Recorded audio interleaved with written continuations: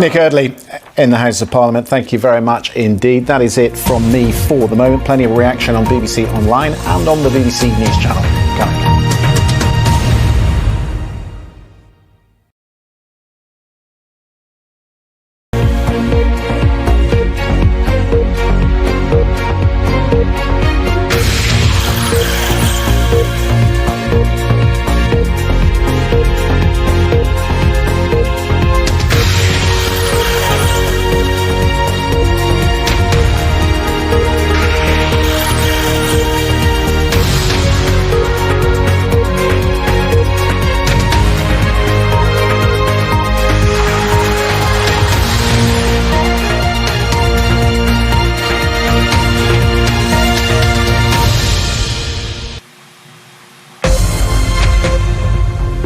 I'm Laura Trevelyan in Washington, and this is BBC World News America.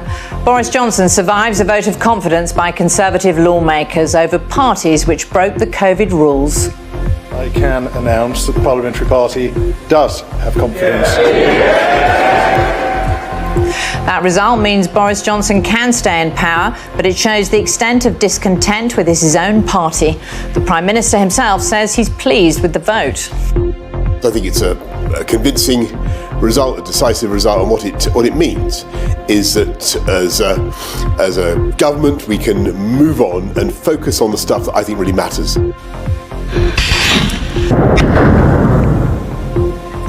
Britain joins the US in promising rocket launchers for Ukraine, even as Russia's president warns the West against supplying Kyiv with long-range weapons.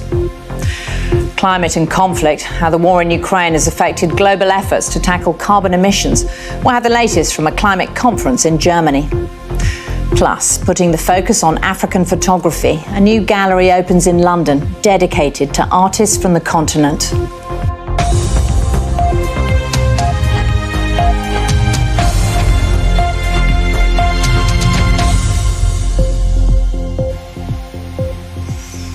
Welcome to World News America on PBS and around the globe.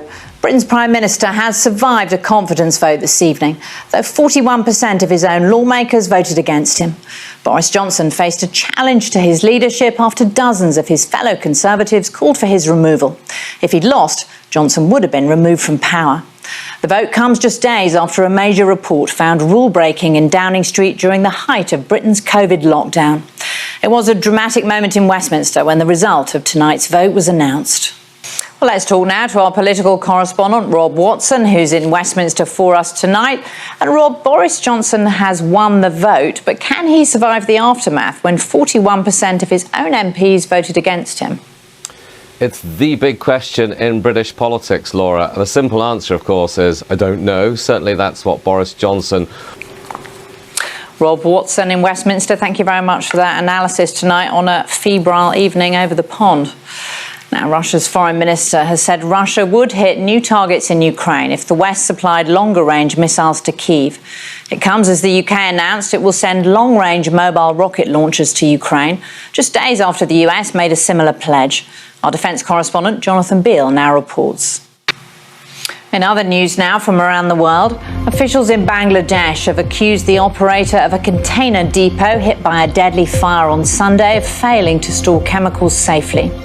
10 firefighters were among more than 40 people who were killed after a fire broke out at the depot near the port city of Chittagong.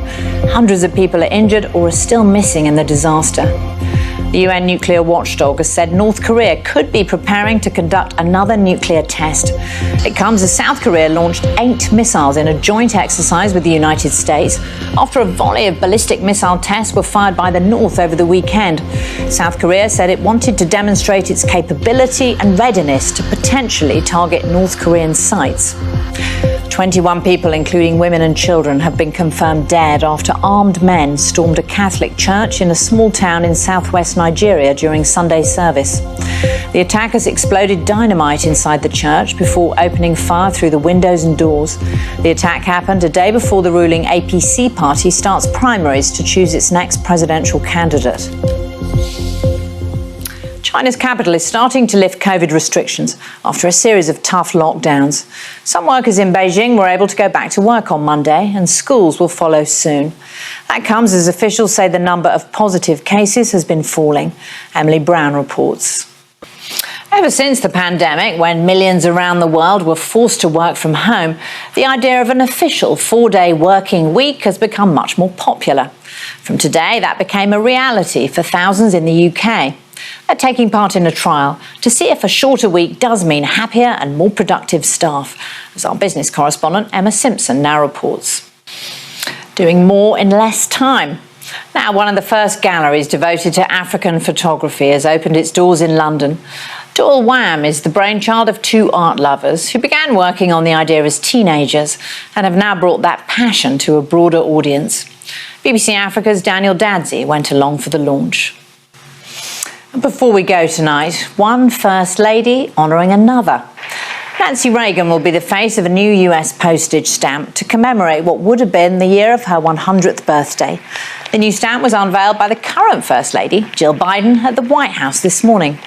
Dr. Biden spoke of the humanity which defined Mrs. Reagan's role during her husband's presidency. Mrs. Reagan is the 6th First Lady to be honoured with a US postage stamp, the first being Martha Washington, back in 1902. Think of that. I'm Laura Trevelyan. Thank you so much for watching BBC World News America.